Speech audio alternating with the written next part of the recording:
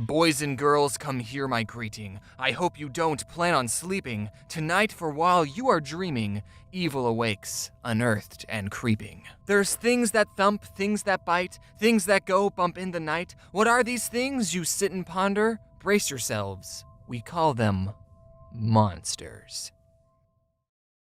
What? He's going to tell us about monsters, but they're not going to be that scary. Silence, you dirty apparition! Don't you see the danger you are in? For what I speak is 100% real. Don't believe me? Just ask my pet eel. This guy is nuts. What? I'm not an apparition, I'm a ghoul. The first monster we'll see today is something that, likes to eat hay. First they champ, then they stamp, then... Okay, I can't speak in rhymes for the whole thing. I have a question for you guys. Are you familiar with the term furry? What? Well, after doing research on these monsters, I don't think furry is a new concept. Humans, for whatever reason, have always been obsessed with personifying animals. And who can blame them? Look how cute these guys are. Now, a lot of these monsters follow a similar pattern. So if you ever wanted to Frankenstein up a monster, all you have to do is take two already existing animals, one of them being preferably a human, and then you just gotta put them together. You all know about mermaids. One part sexy, the other half is just some lady. Well, do you know about this even scarier combination? It's called a hippocampus. Half hippo, half college. They say after 4 stressful years, he accumulates $100,000 of debt and no one in his field is hiring. Oh, I'm just messing with you guys. Okay, but for real, a hippocampus is a half fish, half horse. Oh, like the Neopet. What? Yeah, Ethiopian. I had one when I was like 2. I used my Christmas paintbrush on it. You guys aren't scared of a literal seahorse? Well, how does it kill people? Like can it turn them into stone? No, but the Scandinavians have a version called the Kelpie that tricks humans into riding them, and then it drowns the humans.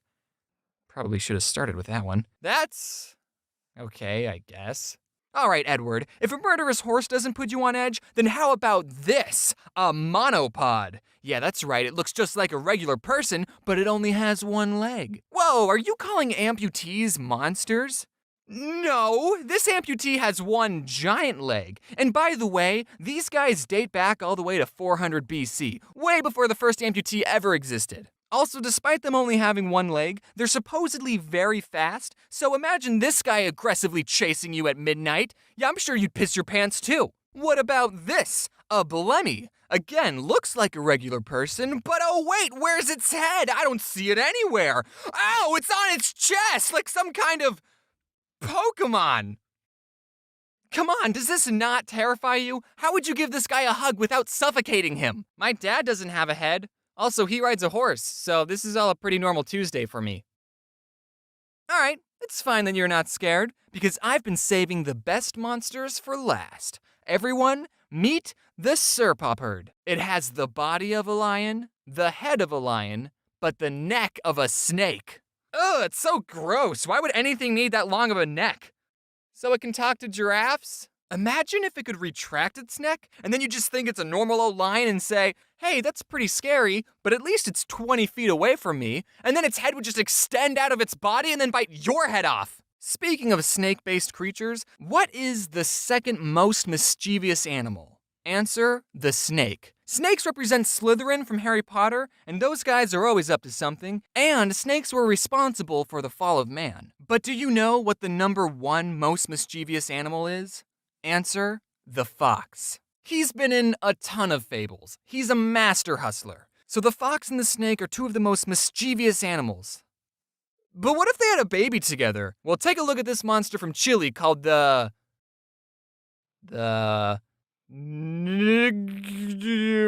I can't say it. The Giravulu, there we go. It's a half fox, half snake, and it has a claw for a tail, and it also creates whirlpools to drown people. Now this would be a really cool monster if it wasn't so terrifying. You know what? I got even more snake-based monsters to show you. Take a look at the Amphisbaena. Amphisbaena. Amphisbaena. Amphisbaena. That's it, right? It's a half snake, but the same half. It's a snake with 2 heads on both ends for double biting action. I think it would be cool if there was a creature that was the snake's tail on both sides. That'd be so useless. Oh wait, that's just an oversized worm. How would either one of them poop?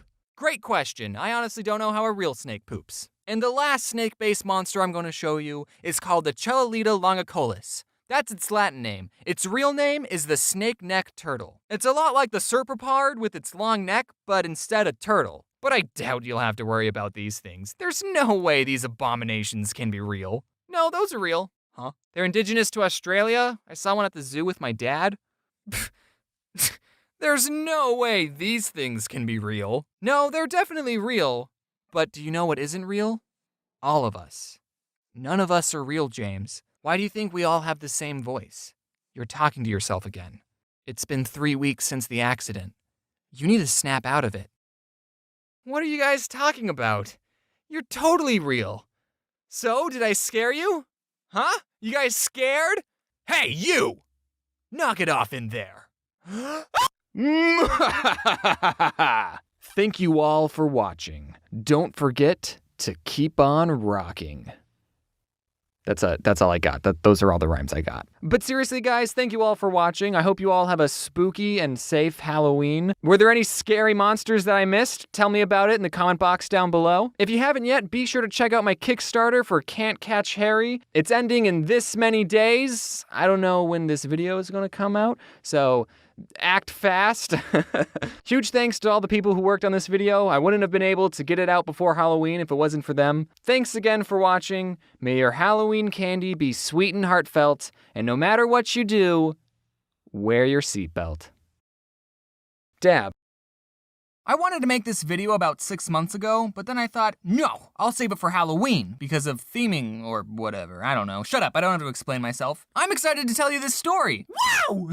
So, haunted houses. I think haunted houses, they're fine, but I don't want to brag or anything, but since the age of 16, I've never been in a haunted house that I was scared of. Granted, all the haunted houses I've been in were free and didn't have me sign a waiver, and when I was little, sure, I was terrified of haunted houses. It's just, I don't know, I think I kept telling myself that none of it was real, and then when I grew up, I just always knew that none of it was real. When you can see the severed hand is made of plastic, all the tension you previously had is kinda lost. And sure, I still get startled at the jump scares, but since they don't stab you or anything, it's always awkward afterwards. Hello? I'm just gonna walk this way now. Or maybe I don't get scared because I don't feel emotions anymore. Who knows? But there's one haunted house experience during my senior year of high school that I will never forget because it was probably one of the most traumatizing things I've ever seen. I haven't seen that many traumatizing things. And also, I won't forget it because I'm about to immortalize the experience by making a YouTube video about it. All right, my senior year, I was part of my school's drama club. I was a theater kid. And the clubs at the school got to help do some of the activities for the school's fair. The whole school was putting on a fair, probably to raise money or something. It seems that schools are always in need of some extra cash. Have you ever noticed that? So the football team got to do the dunk tank, the band kids, like, face painted or something, I don't remember, it's not important. And the theater kids, since the fair is in October and that's Halloween's month, we got to put on a haunted house. Cool! The drama club was separated into groups, and we would each be a scary part in the haunted house. And we got to make the haunted house inside the school, so we had a lot of area to work with, and there was a lot of space in between each scary thing. My group, what we did is we dressed up as vampires, but scary vampires, and we sat at this dinner table and we decorated it with fake organs, goblets filled with blood, red Kool-Aid, and we had this freshman girl that was laying on top of the table, and we put fake organs coming out of her, you know, to make it look like we were eating her because vampires eat people. Okay, saying that out loud, I realize that doesn't make any sense. Why would a group of vampires be eating someone? They don't do that. We put a yellow shade over the light above for a good spoopy atmosphere. We had a smoke machine, some ambient Halloween music playing. Spooky, scary skeletons and shivers down your spine. Our group was pretty legit. Whenever a group of people walked by, we would just silently stare at them, and then the freshman on the table would scream at the top of her lungs. She was really good at screaming, by the way. And since we had so much space in between each of the scary parts, when they walked past us, we would get up and chase them. Yeah, it was fun. Okay, so you have to understand that theater kids are very loud, extroverted people. I need to tell you about this one kid who was in my vampire group. We'll just name him Balake. Yeah, Balake. Balake and I were both part of the school's improv club, so we were both pretty funny people, except Balake was just out there. He was loud. It seemed he was just always screaming. I didn't have any classes with him, but he was obviously the high self-esteem class clown kind of kid. So Balake, being the loud and more popular kid, he got to sit at the head of our table. We had done the haunted house for about 2 hours at this point, and I want you to think what it's like to go inside a haunted house. Just going in for 5 minutes, that will already make me feel uncomfortable and sweaty. All the strobe lights, the smoke, and the freshmen over here who had to be constantly screaming bloody murder. Again, you did a good job, freshman. And we were supposed to get a break sometime in the middle, but since the haunted house was so popular, we didn't get one break. So I'm a little loopy after doing all this for so long, right? I was totally not ready for what was about to happen. This group of people walk in and we do our normal thing, we get up and we chase them, but Balake got pretty physical with this one little boy. Like he kind of shook him up a bit. And I didn't see exactly what happened, but apparently this little boy was holding a fish in a plastic baggie. You know those little tiny fish that are actually supposed to be used as food for bigger fish that you can win as prizes in fairs, and 99% of the time the fish die within 2 weeks because you don't have the right aquarium equipment, so you just put them in water and watch them slowly die?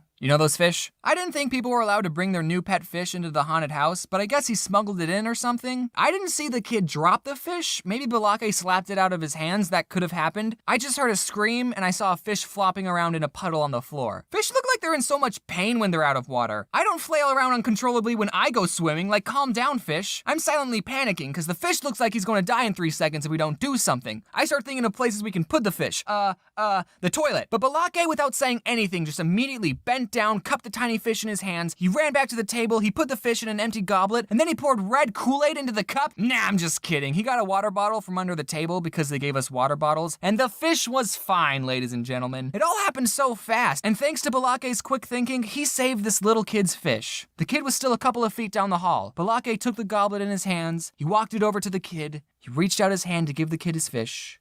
And then he just chugged the drink! Balake! He drank the fish! And this little kid let out the most blood-curdling scream. It sounded like this kid just watched his pet get swallowed by a complete stranger. It was honestly the loudest scream I heard that night. I bet the next group of people behind these guys were thinking, oh man, whatever's next must be really scary to get that kid to scream like that. The kid started trying to attack Balake, and I'm sure if he had the correct tools, he would have murdered him. Balake eventually spat out the fish.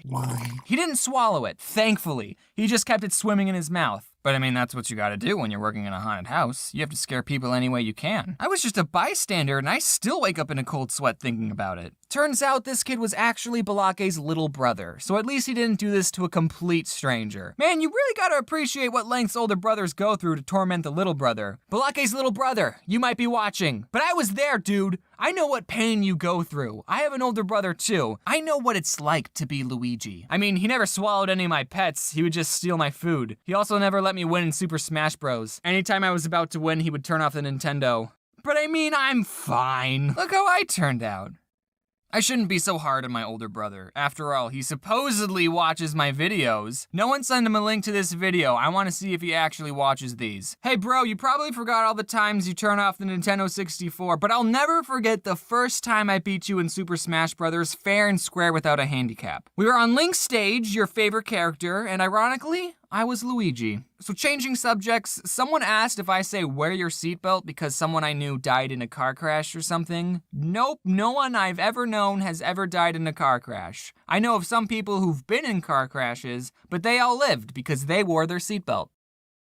I think we humans find things covered in hair more cute. We're more attracted to things covered in hair. And that's why I'm a furry. Hey, James! Hey! Furby, everyone's gonna put on $2,000 animal costumes and walk around. Do you wanna come? No. But don't let me stop you from this hobby of yours. I may not understand why you like it, but as long as you're not harassing or hurting anyone, or anything, then do whatever makes you happy. Also shower regularly and eat your vegetables. So, in the last video, I made a haha joke about being a furry. I said given the choice between an animal with fur and one without fur, that most people would think the animal covered in fur would be cuter. And if we applied that logic to people, then everyone would be a furry. I got a mixed bag of responses to that joke. Okay, I was looking at all the comments about James saying he's a furry, and in my opinion, it shouldn't matter. If James is a furry and he told you, that means he trusts you and thinks that you would accept him the way he is. I don't care, I'm not watching him anymore. Well, that's really nice of you, Mr. Branch. but I still don't trust you. A lot of people were confused, so for the remainder of this video, every time I make a joke, it will be followed by this message. 2 muffins are in an oven. One says, "Boy, it's hot in here." And the other says, "Yeah, you live in Arizona, what'd you expect?" But I'd say for the most part, you guys were very accepting. So that's good to know if I ever do want to come out as something. But if we wanted to talk about someone who is a furry, then look no further than 600 BC. You have to look pretty far. What am I talking about? I'm talking about this man named Aesop. Aesop. Asuabwe. This man was the world's first furry. Okay, I'm calling him a furry because he wrote a lot of fables with talking animals in them, so I'm making fun of him for writing a lot of furry fan fiction. I'm making fun of a dead person. I made a video about 1.5 years ago reading some of Aesop's fables, and that video is what this official Odd Ones Out shirt is referencing. Fables are short stories, usually with talking animals that have a moral at the end. Characters in fables don't have names. They're just simple cookie-cutter characters. You don't have a fable with Michelangelo and Raphael from the Ninja Turtles. No, you have a fable with the tortoise and the other tortoise. So I'm gonna read some more of Aesop's fables, but I'll be focusing on just one character. The fox. The fox gets around. You could pick any animal and a fable exists with that animal being taken advantage of by a fox. The fox and the Triceratops. That fable probably exists. With the amount of fables the fox has been in, you'd expect him to be more moral than Gandhi. Aesop really liked foxes. His persona was probably a fox. The fox and the goat. So once there was this fox eating some cheese, he wasn't looking where he was going and he fell down a well. The fox had no way of getting out. Then a goat just so happened to be walking by and said, "Hey, what are you doing down there, you silly goose?" "Actually, I'm a fox," said the fox. "I was just drinking some of this lovely water. Is it good?" "Oh, it's only the best water in the entire universe." So the goat decided to jump down and join the fox. But then the fox used the goat. He used her as a stepping stool to get out of the well. The website I'm reading this from has an interactive picture that shows the events that happened. Let's watch.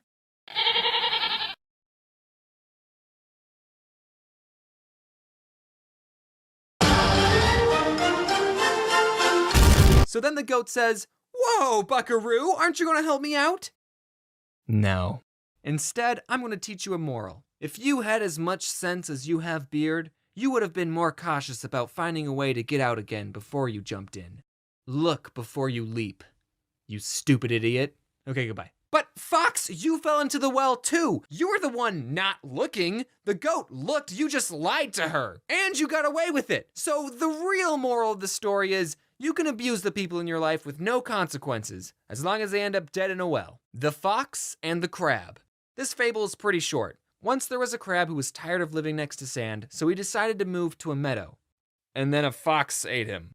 That's the real fable! It counted as one of Aesop's 665. And the moral is, be content with your lot. Don't move, don't travel, don't try and live in a better location because a fox might eat you! Just live in your studio apartment and deal with it! The lion, the bear, and the fox. This baby goat, he's a kid, went up to a lion and a bear and said, "Have you seen my mom? I haven't seen her in a couple of weeks. She said she was gonna get some water and a pack of smokes, and she hasn't come home." But the bear and the lion didn't care. They started fighting each other over who would get to eat the baby goat.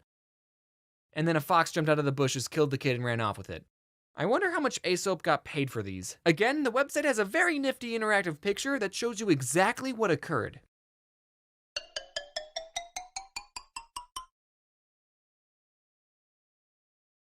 And the moral of the story? Those who have all the toil do not always get the profit. I'm not exactly sure what that means. Seems to me the moral should be, don't talk to lions and bears, and watch out for foxes. The fox and the grapes. Basically what happens in this fable was that once there were some grapes growing on a really tall tree.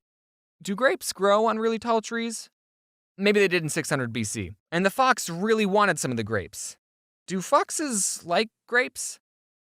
Maybe they did in 600 BC. And so he tried to get them himself, but he couldn't reach them. And since the fox didn't want to ask for help, probably because all the other animals hated him, he said, I didn't want your sour grapes anyway. There are many who pretend to despise and belittle that which is beyond their reach. Which is where I think the phrase money is the root of all evil came from. People were upset that they couldn't get money, so they just said, I didn't want your evil money anyway. Okay, here's the last fable. This one's kinda sad. The fox and the scorpion. So the fox this whole time had been gathering ingredients to make the perfect sandwich. He got the meat from an orphaned goat, a sauteed depressed crab, and some cheese. He was also going to get a side of grapes, but he decided to go without them. When all of a sudden a scorpion comes up to him and said, "Hey, can I get a ride across the river? I'm too small to swim across."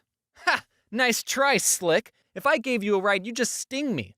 No, if I did that, we'd both drown. It would be a lose-lose." "Alright, I'll help you out. I've been acting like a huge jerk lately, all to make this one sandwich. But I'm gonna change starting now. For once, I'm gonna be helpful." So the fox gives the scorpion a ride when all of a sudden... "Why'd you sting me?" "Because I'm a scorpion.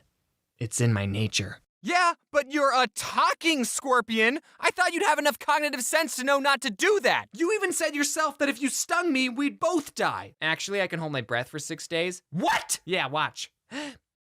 "My sandwich." And then the fox died. He had no family, no friends, and no sandwich. And that's why you never help scorpions.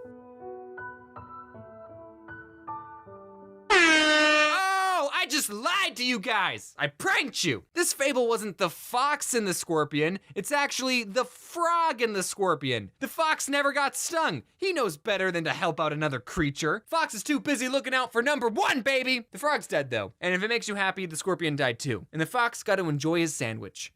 Still alone, but the end! Man, what a plot twist! Aren't I so good at telling stories? So what did we learn, children? We learned, don't ask for help, don't help out others, lie to people, take what you want, and you'll succeed. Woo! This video took longer to make than I thought it would. It's been a while since I did an end card. I missed you guys. VidCon Australia was a lot of fun, mate. You know how in the beginning of the video I said I wasn't a furry? But then for the rest of the video, I just ended up drawing a bunch of foxes. So I don't know if that technically makes me a furry. I don't know what the requirements are to be a furry. And I'm too afraid to ask. I know I'm gonna get some dislikes for defending furries, but just chill out, guys. It's not a big deal.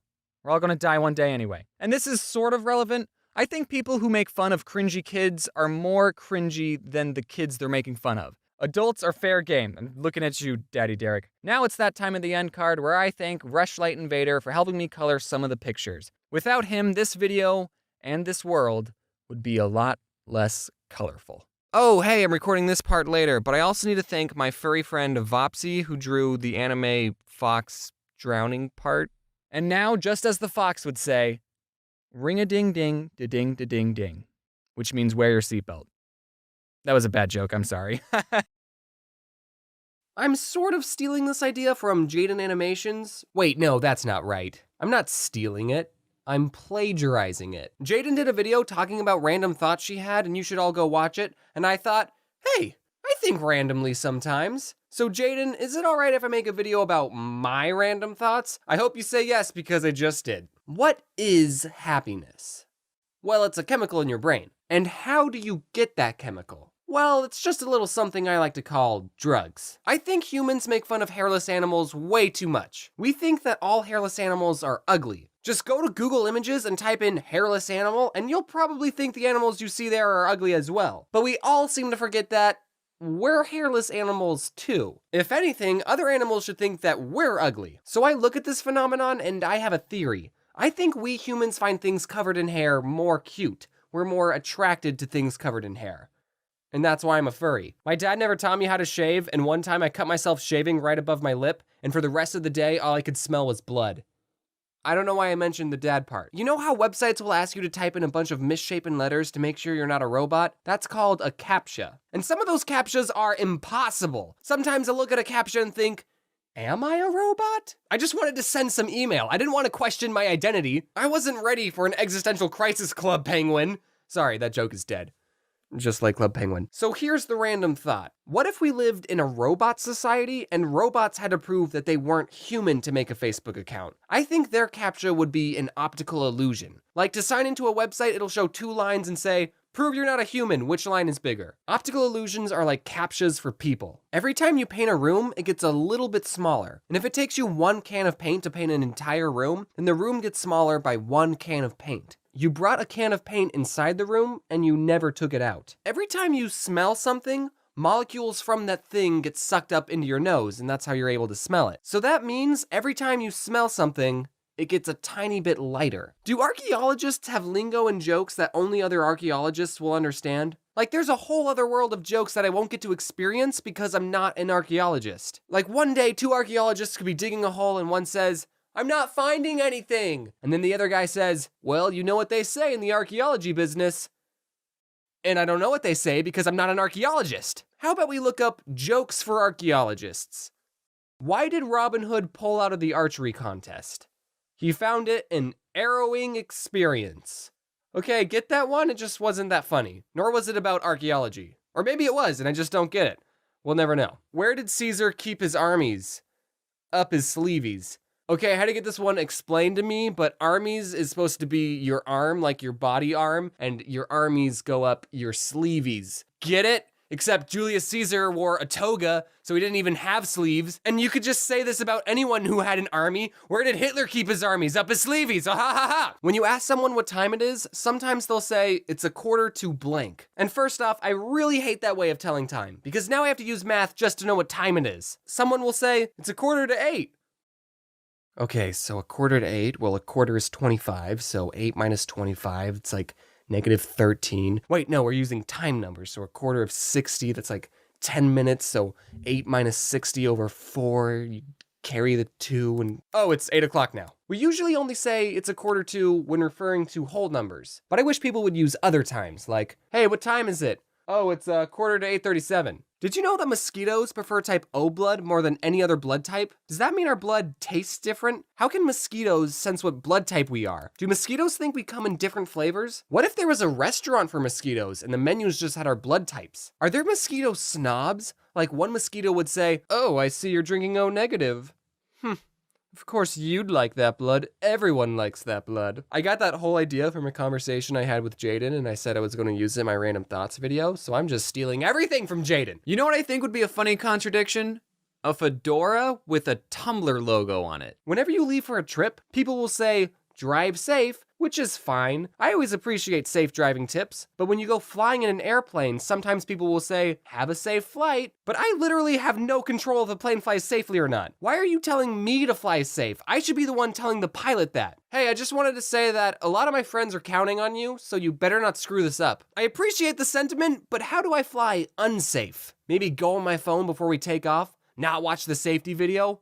Blow the plane up? Why do people care so much about fashion? If I bought some really nice clothes and I go to a party, out of everyone in that room, I'm the only one who can't see what I'm wearing, unless I look down the entire time. I can go to a party and be wearing just a bunch of clown makeup, and as long as there's no mirrors around and everyone plays it cool, I would have no idea that I'm wearing anything. And also, it doesn't matter what I'm wearing, because I look good in everything. I think this whole YouTube thing has given me a confidence boost. I wouldn't say it's an unhealthy amount, but it's given me confidence that I didn't have in high school. My parents bought me a Pokemon shirt for Christmas, and yeah, I like Pokemon, but I don't want the whole world to know that. And in high school, I wouldn't have worn any remotely geeky shirt. But now I can go outside and not even realize that I'm wearing my Pokemon shirt. And when I do realize, I usually think, that's embarrassing. I'm the odd ones out, who cares? When my parents were my age, they already had a child. And here I am, wearing a Pokemon shirt. You know how different states in America will have different names for certain things? Like some states call it pop instead of soda, or how they call it a washroom instead of a bathroom, and apparently in Rhode Island they call a water fountain a bubbler, and everywhere else is just normal. Anyway, once I heard that down south, there's a phrase for when it's raining and the sun is still out. And that phrase is, the devil meeting his wife. Oh, isn't that so sweet? That means anyone can find happiness, even the devil. I love it when we give the devil more innocent and human characteristics. And given how few of times it rains in Arizona, I don't get to use that phrase very often. So already when it's raining, it's like, woo, it's raining, this day is gonna be great. But then when the sun's out, I get to say, look guys, the devil's meeting his wife. I hope they're happy together. Unfortunately, I misheard what that phrase was when I learned it. It's not the devil meeting his wife, it's actually the devil beating his wife. So I guess they're not happy together. I was so sad when I learned what it actually was. I don't know who this devil's wife is, but you need to find a new man, dude. And to think, I almost thought of you as an alright guy, Satan. I looked up that saying on Wikipedia, and in Tennessee they say, the devil is kissing his wife. So I guess in Tennessee, the devil's romantic, but everywhere else he just can't stand her. And the worst variation I could find has to be what they say in France. In France, when it rains and the sun's out, they say, the devil is beating his wife and marrying his daughter. Whoa, France! I'd expect that sort of behavior from Tennessee, but not you, France. Why do you have to be so dramatic to describe your weather? I don't want to even know what you call snowstorms. So anyway, those were my random thoughts. I swear I don't do drugs. So how's everyone's day today? Mine's pretty good, I just uploaded a video. Hey, did you guys know that I'm going to VidCon Australia? Probably not because I'm not on the website. I just asked the VidCon people if I could get a featured creator pass and they were like, yeah, sure. And that's it. I don't know if I have any panels or anything, but it's gonna be fun. I'm totally gonna be putting some shrimp on the Barbie. This video was a lot of fun to make. It's nice because I already came up with a lot of those ideas beforehand, but I didn't know how to implement them into a video. And then Jaden made a whole video dedicated to random thoughts, and I thought, ooh, I'm gonna do that. And I actually got a couple of other people to help color because I felt bad having Gingerpale do all of it because he has his own YouTube channel and needs to be making his own videos. In the beginning of the video, I said that drugs are the only thing that make you happy, but that was a joke, guys. Drugs don't make you happy. But seatbelts make you happy. So you should wear them. Hey, England! For the entirety of this video, I'm going to be calling this sport football and this sport soccer, okay? Oh, blimey, mate, we got a cheeky bugger here. We do. Well, pip pop cheerio, hope a stiffy wanks your knockers. God save the queen. What did I just say? So, the theme of this video, sports. Either you love them or you hate them. Or you have some other third opinion. Growing up, my family was never big on sports. We never watched any games on the telly. I'm sorry, I still got some British in me. And me and my dad never went out and played catch. He also never taught me how to shave. He was gone a lot. He always talked about Heather. Okay, but I did play soccer for a couple years when I was like 7. I was on the green team. Sports at that age aren't even like sports. It's just parents wanting you to go outside more. Being a goalie on a soccer team when you're that age is super stressful. The whole team is counting on you. Even stopping a ball that's gently rolled towards you is difficult. One time, the other team we were playing was so sucky that all the players spent the whole game on their half of the field. And I was the goalie for my team, and I remember just sitting down and picking at the grass. Soccer was the only sport that I've been on a team for. Well, I mean, I'm not counting the track team that I was on for only 2 days. There was this kid I mentioned a long time ago in my Boy Scout video named Micah. Now, he was a soccer fanatic. I wonder what he's doing. Okay, England, we have this holiday called Thanksgiving. We celebrate it because it's when we left your lame country. Don't ask what we did next. So on Thanksgiving, for some reason, it's a tradition to play football before you go and eat food. So while the ladies stay inside and cook the meal, the men go outside and throw the pigskin around. I'm just kidding, you guys. I'm not a sexist. But I mean, that is what happens. So one time during Thanksgiving, I was a little kid, like 11 or 12, and I was playing football with my dad and his other 40-year-old friends. So me being the littlest, I wasn't particularly the best player, but while we were playing, I freaking caught the ball. I caught it! And then I just started booking it across the field. I've probably never ran so quickly my entire life. And I actually made it. I scored a home run. Woo! And that, to me, was such a pivotal point in my life. I felt so accomplished. Me, a little kid, scored a goal against a bunch of adults. I would think back to it if I was ever feeling sad. Like, oh, I failed this math test, but one time I scored a basket against a bunch of adults when I was 12. But I remember I was a senior in high school, and I was just driving, and then the thought came to me, they probably let me score that touchdown. They were going easy on me. Man, growing up sucks. I was never all that competitive as a child. Well, okay, I was never competitive when it came to sports. It's just a game, guys. We're supposed to have fun. Winning's not that important. Sports are good at that age, though. They promote physical activity, you can make friends, you might like the sport and want to pursue it more, and it's not a big deal if you suck. I'm totally making my future kid play a sport. That is, if I have kids. What if I die alone? People make the comparison that some people watch gaming channels for the same reason that others watch sports. You're watching someone play a video game? Why do you watch someone play when you can just go to the computer and play it yourself? Now replace the word video game with sport and outside with computer, and it's the same thing. Loading Artist made a very good comic about the point I'm trying to make. I'll just read it. What are you doing? Watching this guy play a game. It's pretty funny. Wait, so you aren't even playing? Yeesh, what a waste of time. And then he goes and watches a sports game. Man, Loading Artist is so much cooler than me. I've said this before, but he was such a big inspiration to me when I was first starting out. I just wanted to say that again. Go read all of his comics right now. I just want to say it's fine if you watch sports. Granted, I won't watch them with you because they're incredibly boring. You want to know why gaming channels work? It's because they play different games. Even Captain Sparkles, who mostly plays Minecraft and also who I love, by the way. And I did buy a t-shirt to prove my point, but it's still in the mail. See, look, I bought a t-shirt and I bought sunglasses right here. So I just want to give a big shout out to themakershop.com, who's taking a million years to ship me my Captain Sparkles shirt. It was going to be so cool. I was going to say, I bought a t-shirt to prove my point, and then I was going to flick the sunglasses that I also bought down. Notice me, senpai. This email says it's going to take 3 to 7 business days to ship. Well, yesterday was the 13th business day. So what is it, Jordan? 7 or 13? So I bought this just so I have something physical to show my love for Captain Sparkles. I've been watching all of his videos since TNT. Oh, he's changed it. But the point is, he changes around the format and the rules of his Let's Plays with all the different maps he plays. It's different for every video, even his role-playing ones, which I'm still waiting for part 5 to come out. Like, imagine if there was a gaming channel that only played the first Super Mario game. It might be fun to watch at first, especially if they're good at playing the game, and it might be fun to watch how other people play it and see what they do. But for 50 years? Don't you think that would get a little boring after a while? I mean, only so much can happen, and that's what I think sports is like sometimes. It's the same game, same rules, over and over and over. Like, spice some things up once in a while. What if for basketball there were like mystery boxes like in Mario Kart and you could grab them and that would give you an advantage? How about if a team is losing, they get some wacky, hilarious handicap depending on how far behind they are, so it's not hopeless for them? But James, sports is supposed to measure your talent.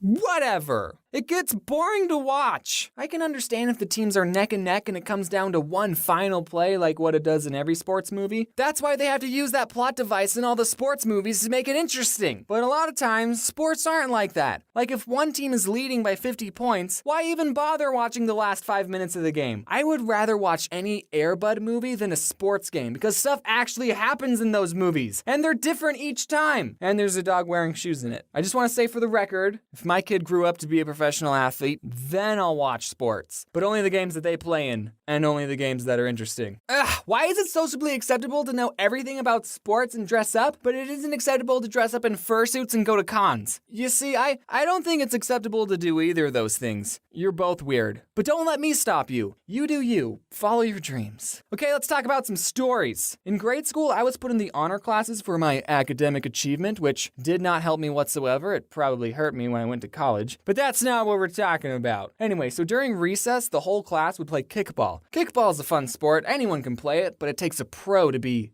good at it. What? There was this girl in my class who was the best kickball player, and then later, when she grew up, she became the valedictorian of my high school and went to Harvard. I'm proud of her. Also, my ginger friend Nick Jiggly, who I've mentioned before, he also got to speak during graduation. Actually, okay, so Nick had this thing where his hands would shake. I don't think it was Parkinson's. I actually emailed him about it, and he said, I asked a doctor, and he said it's just a mild tremor. Ha. So he's probably fine. But whenever he would give a presentation in front of the class, his hands would be shaking, and people would think, oh, he's nervous. But no, actually, he's the most extroverted and outgoing kid that I knew. He just had a condition. Well, that was a pretty long tangent. What are we talking about? Sports? Oh, yeah, kickball. Since everyone in the class was kind of already a nerd, I wasn't usually the last one to be picked on a team. I was usually the fourth or third to last. It's so nerve-wracking when the last 5 are still standing and you think, don't let me be last, don't let me be last. And then you get picked and it's like, ha! They think I'm better than you. Which I'm not actually. One time I think I was like 15 or something and me and this big group of people went to a sports complex. And we were having fun, playing games and running around. And then boom! A soccer ball just whacked me in the face.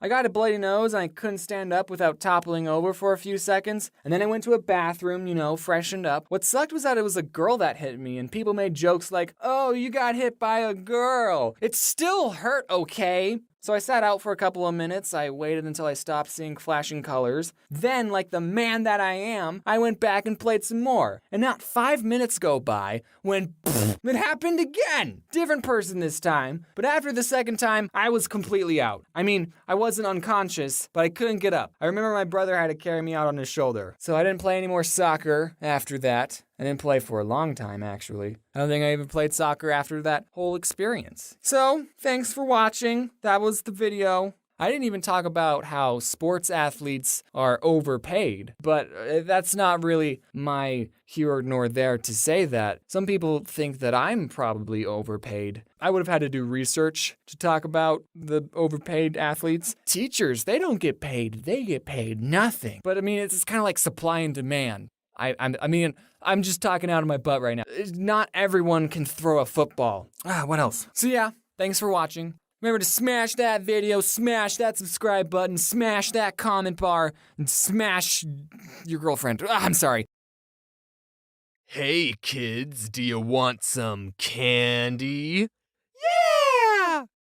No, kids! Never accept candy from strangers! Don't you know candy can cause cavities? Next time a stranger offers you candy, just think about all the cavities you'd get. This message brought to you by the Dentists of America Association. You've all heard the phrase stranger danger, right? Probably a parent/guardian taught you that you should never trust strangers. And that's really solid advice because you're just a dumb kid who doesn't know what a pedophile is. But all those parents/guardians grew up without the internet. And, the internet is full of strangers. And I'm one of them. How much do you really know about me? I'm a math education major. I want to be a math teacher. Is that I used to have a speech impediment when I was little. I think it was the Halloween after the bunny. And that's why I'm a furry. I, James, was a bedwetter until I was 8 years old.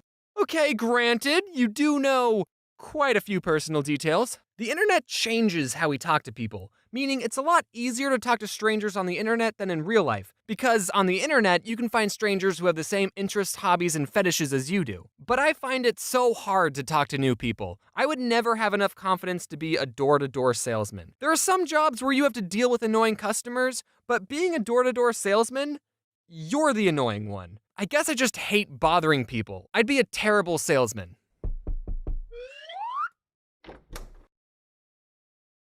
What? Do you have a water filter? Yeah.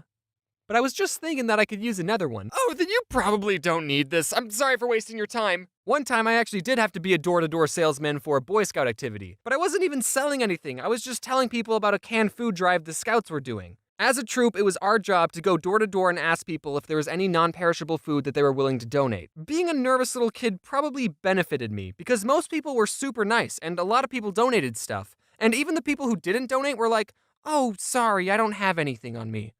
You don't have any canned foods? Well, dude, that's perfect. The house next door just gave me some. Here, these are for you. But there were 2 houses I went to that I still remember to this day. One guy pointed to his no soliciting sign and asked me if I knew what it said. Yeah, I know what soliciting is. I'd always thought that soliciting meant I couldn't sell you something, not that I couldn't ask you for free food. And at the other house, all the guy said was, "Listen, I'm not interested." And then both houses slammed the door in my face. Some of you are probably thinking, that's it? That was nothing. And yeah, looking back at the situation, I got off pretty easily. People who are a full-time door-to-door salesman probably have to deal with way worse stuff every day. But to a fragile-minded kid who was just doing what his scoutmaster told him to do, those experiences scarred me. Luckily, I'm not a salesman, so I'm usually the person on the other side of the door. I never know what to say to these people. For the longest time, I used to tell them the exact same thing. My mom's not home. But one day, that's not going to work. So for now, I just have to pretend that I'm interested, tell them I'll give them a call, and then put their pamphlet into the pile. My grandma, however, would, treat these door-to-door salesmen very differently. You see, my grandma is known as the nicest person on the planet, so she would invite these salesmen inside, offer them a glass of water, and then show them pictures of her grandkids. I'm not exaggerating. One time I was at my grand's house just playing some video games, and this person, an adult person I'd never seen before, just started watching me play. "Are you one of my cousins?" And then my grandma handed him a big cup of water filled with ice and a straw. They talked for a bit. He left, and I asked, Graham, who was that? Oh, it was someone just trying to sell me a vacuum cleaner. But salesmen don't have it the hardest on the doorstep. There's also Jehovah's Witnesses and Mormon missionaries who are literally trying to save your soul. I can't even get mad at these people because if you had the secret to eternal happiness, wouldn't you be telling everyone in your neighborhood too? They're trying to do good and all, but whenever they show up, hello, do you have time to be baptized? Oh, sorry guys, but you're wasting your time.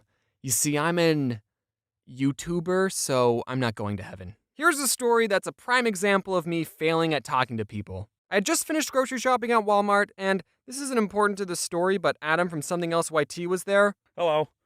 Walmart's where I make friends. I was walking to my car, and I started eating an Uncrustable frozen PB&J sandwich that I bought, and this guy drives up to me and yells, Man, you're not even waiting to get in the car. You're just eating that thing up. Yeah, I was hungry. Then he pulls his car over and says, All right, listen, fellas, I'm traveling to Buckeye and I need $8 for gas, but I forgot my wallet at home. And I thought, that's coincidentally how much a pack of cigarettes costs. He offered us his CDs in exchange for $8, but Adam said the smart thing. Sorry, man, I don't got any cash on me. And he showed the man his empty wallet. Poor. All I have is a 10.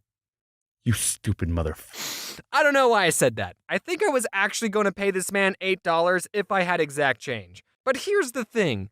I didn't only have a 10. I also had a 20. The guy saw my cash and said, Man, all you have is a 10. Nah, man, I see you have a 20. And then he raised the price of his CDs from $8 to $30. Like I said, I should have handled the situation differently. If I was going to give him money, I should have given him a 10 and said, Now give me $2 back. But he had a solid argument. He said, if there were 20 dudes who all tried to jump you, I'd have your back. Now that's not a bad price for a Walmart parking lot bodyguard. You know, man, you gotta realize that money is just an object.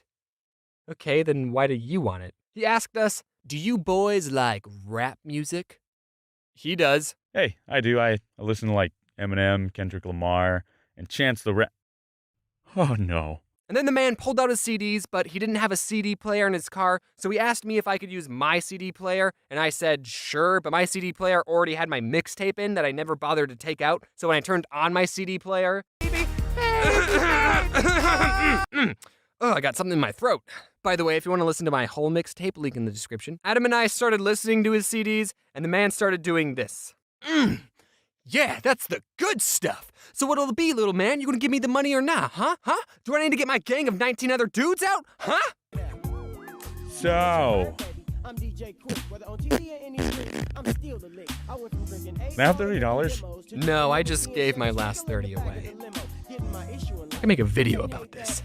Yeah, I ended up giving the guy my $30. Honestly, I didn't get the meth head drug user vibe from him. He was more of a goofy dad who just needed $30. And after I gave him the money, he thanked us, saying things like, God bless you, and talked about how much he was going to miss his CD. But turn the music down, I miss it already. Now, was I scammed out of $30 and secretly this guy is laughing to himself that he sold a used rap CD to a white boy?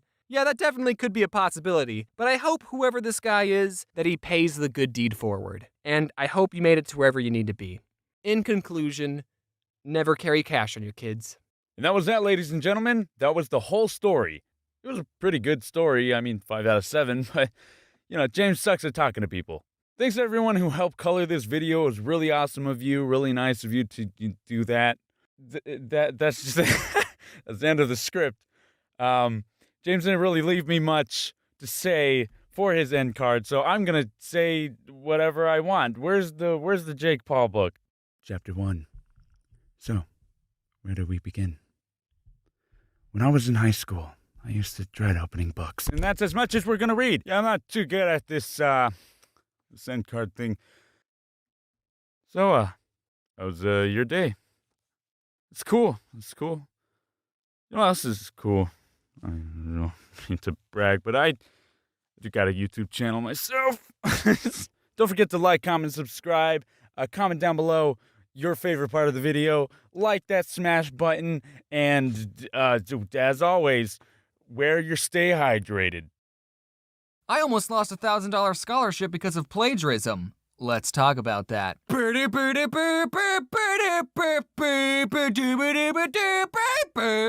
Plagiarism. Adverb. The practice of taking someone else's work or ideas and passing them off as one's own. Just the word plagiarism sounds like a crime. Racism, sexism, and plagiarism. I'm not here to talk about people who repost my comics JPEG, cut my name off, and have the audacity to put their own watermark on. Nah, not that kind of plagiarism. I'm gonna tell you about all the times that I plagiarized in school. And okay, just off topic, I wanna address something publicly. I don't go looking through other people's comics and go, oh, this comic's funny, I'm gonna redraw it and pass it off as my own. No, I'm not about that life. But some of my comics have been very similar to other people's comics. I read a lot of comics, so it's possible I saw them and then repressed them in my memory and drew them again, or it's possible that it's all a coincidence and me and someone else just came up with the same idea. It happens all the time with other cartoonists, not just me. Again, I don't purposely take comic ideas and try and pass them off as my own. Whenever people point out that my comic is a lot like someone else's, I get really sad. So you guys should check out these other cartoonists, they're really good. Anyway, I just wanted to say that at the beginning of the video because I'm going to be telling you about times that I actually did plagiarize. But that was just in school, okay? I keep plagiarism off the internet. Isn't that right, Matthew? I cheated a bit in school. An occasional glance at my partner's desk, maybe jot down that important equation on my hand, nothing too big. I had a math class where we went to lunch in the middle of the class, and whenever we had tests, the teacher wouldn't split the test into 2 parts. Do you expect us not to exchange notes? The first time that I got caught cheating was in 9th grade. And if you stalk me and watch my old videos, you know that I went to a preparatory school my freshman year. And in preparatory school, the amount of work they gave you as kids was just stupid. So cut me some slack. In one class, we had to write an essay about something historical or something, and I chose to write about the Berlin Wall, specifically about people who escaped across the Berlin Wall. Now, I chose this topic because, I don't know if you know this, but there's a National Geographic documentary about this exact topic. So I didn't copy and paste anything into my essay per se, it's just I told the exact same stories in the exact same order as the documentary, and okay, I might have wrote some things down word for word, but at least I didn't plagiarize it from Wikipedia, okay? So I didn't copy and paste anything until I had to write the conclusion of the essay, and I found this article talking about it, and the article said some things that would have been perfect in my essay, so Control-C, Control-V. I turned it in, I didn't think too much of it, but then when I got it back, the conclusion paragraph had been highlighted and a "See Me" was written next to it. So I had gotten in trouble for plagiarizing the conclusion. Just the conclusion. Nothing else. To be honest, I'd kind of forgotten that I copied and pasted the conclusion. I thought he knew that I basically turned in a script of a documentary. The teacher, who we'll call Mr. Batman, it makes sense if you knew him, he took me outside of the classroom, he told me that it was bad that I plagiarized, and he called my parents that freaking snitch. My parents got mad at me too. He gave me a chance to rewrite the essay, and I remember just being so traumatized and stressed out that night. I kept thinking, what if he finds a documentary and sees that I practically plagiarized the whole essay? I ended up rewriting not only the conclusion, but the whole freaking essay. I turned in the new essay, and I don't think he ever found out that I copied the whole thing. Except, I did just admit it, and he watches my videos. Seriously, in April, he emailed me and asked if I was the same James that was in his class. He's the only teacher to ever reach out to me, and even after all those years, I still didn't tell him that I plagiarized the whole thing. So, hi, Mr. Batman. You can't change my grade now, can you? But that was a good experience for me to have. It taught me a valuable lesson, because I didn't plagiarize a single essay for the rest of high school. But then community college rolled around. I did community college for a bit because I couldn't afford university on a subway payroll. I took honors and AP classes in high school. I was a relatively good student, except I didn't take any of the AP tests. So when I went to community college, I had to take classes that were a step below the classes I took in high school. What a great way to spend my time! Senior year of English, we were writing essays analyzing poetry. Freshman year of college, we were writing movie reviews. And the teacher didn't even like me. She thought I was a slacker because I was never paying attention. I didn't take community college seriously, but it was so easy I was still getting amazing grades. On the 3rd semester of community college, I took a public speaking class. Now I might be an introvert, but I don't have a problem with public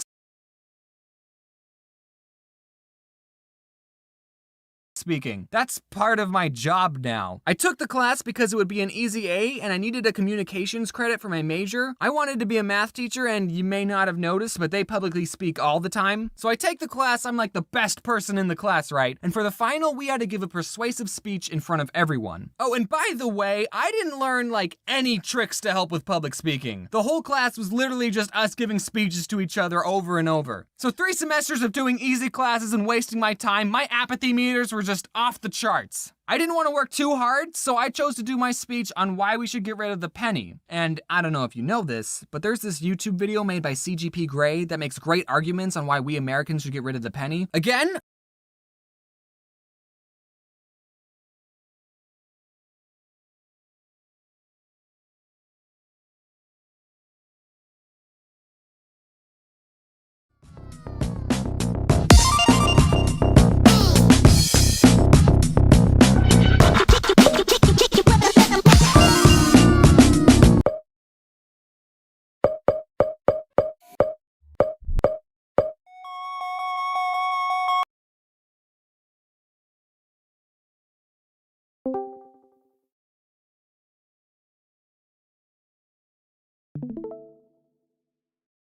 Three, two, one, go!